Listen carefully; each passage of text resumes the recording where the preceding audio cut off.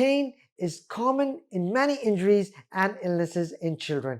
Before we talk about these two most commonly used pain medications, persistent crying may be the first sign of a serious illness. Sleep pattern changes can give you a clue as well. Hello there, wonderful parents. Welcome back to my channel. Today, we're diving into an important topic that concerns all of us: managing pain in children. Pain is common in many injuries and illnesses in children, as well as after having an operation. Your child may need pain reliever medicine called analgesics, such as paracetamol or ibuprofen, to help reduce or control their pain. Paracetamol and ibuprofen do not treat the cause of your child's pain. Both medicines just relieve the feeling of the pain that your child is going through. Before we talk about these two most commonly used pain medications, it is important for you to recognize that your child is in pain. While older children can often tell you that they have pain, although some children might not be able to tell you exactly where their pain is, but the signs of pain in an infant or a child who does not speak can sometimes be hard to recognize. Persistent crying may be the first sign of a serious illness. As parents, to decide whether your child is in pain or not,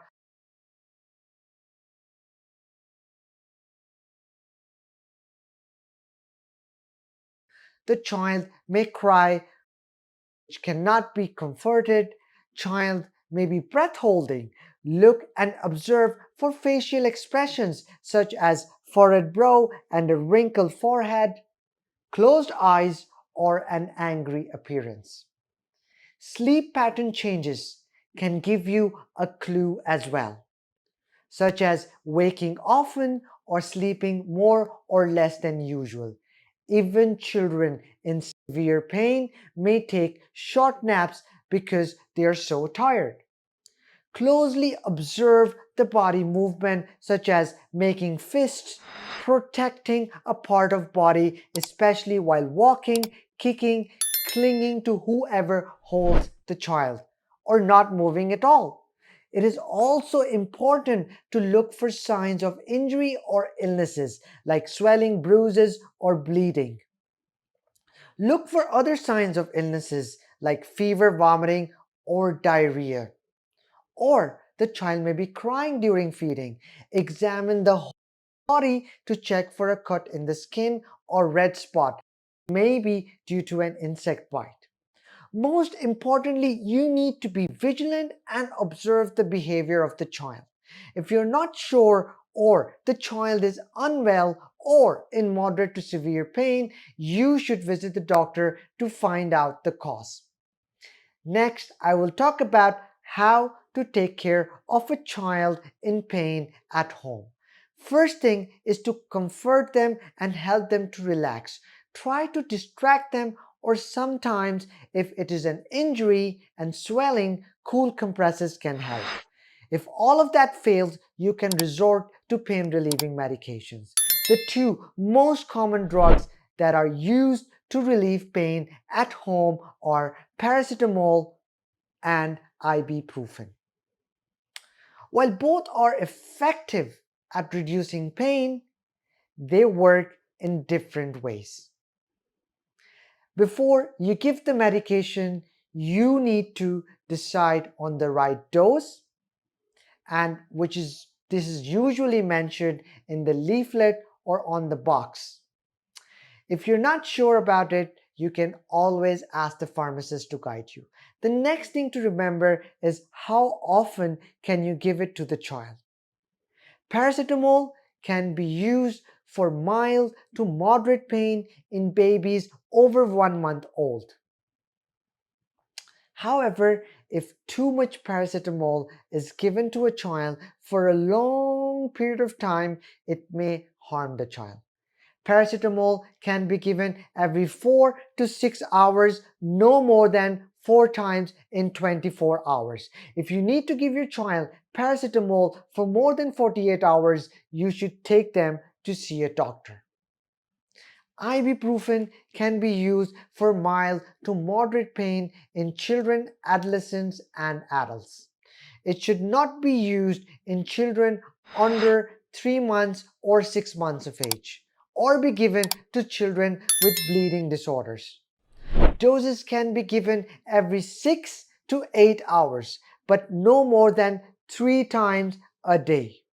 There are some rare but serious side effects that might occur if ibuprofen is given to a child for a long period of time. If you need to give your child ibuprofen for more than 48 hours, you should take them to see a doctor. Now, can you give them together for better control of pain? Although I would not advise it, but it's okay to alternate giving paracetamol and ibuprofen, or even to give both at the same time. If you do this, word of caution: it's easy to accidentally give too much of either medicine. Keep of which you give, what doses you have given for paracetamol and ibuprofen, so that you don't give too much of either medicine. Paracetamol is one of the most common medicines taken by children as accidental overdose. Swallowing a lot of paracetamol mixture or tablet could harm your child's liver and sometimes their kidneys too. If too much ibuprofen is taken, it can cause stomach upset, or sometimes it can affect breathing and make a person very drowsy. So it is very important, especially these medicines now come as flavored and sweet, to prevent your child finding and taking their medicine on their own. Always store medicines out of the reach of children. It is best to keep them locked or in a child-proof cupboard. Now, if you have older children who might be taking tablets, make sure that the tablets are wrapped or also stored away from the children. These paracetamol syrups and ibuprofen come in child-resistant lid packing. Make sure the lid is always on.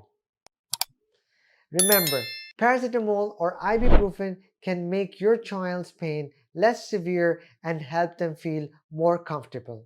But neither medicine will make the cause of the pain go away. Paracetamol and ibuprofen can help your child sleep more easily. If they have a painful condition such as an ear infection, sore throat, sore tummy, or a broken bone, or if your child's pain lasts for more than a few hours, the pain is moderate to severe in nature, or your child is clearly unwell, take your child to a doctor to find out the cause. Thank you for watching. For more tips, in-depth articles, and expert advice, head over to my website, owaisrafiq.com. Let's keep learning together.